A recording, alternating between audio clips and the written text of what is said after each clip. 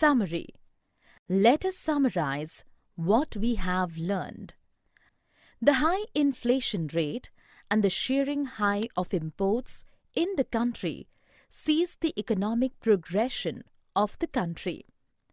The World Bank and IMF presented the revival plan of Indian economy, where it was suggested to change its sustaining mode towards liberalization.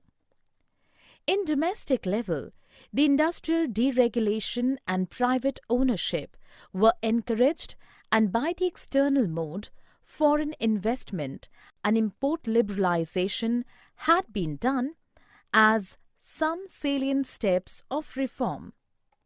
In brief, globalization can be termed as the final result of liberalization and privatization in a country, which in turn tries to align the country's economy with the international standard. The foreign direct investment, or FDIs, have widened the perspective of competition and quality output aligning with the global viewpoint towards Indian consumers.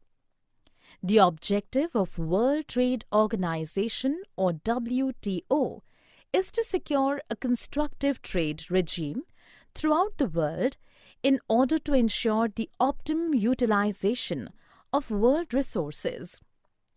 During the reform of Indian economy, the service sector has been thrived by the consequence of declining aspect of agriculture and industrial sector in the domestic level.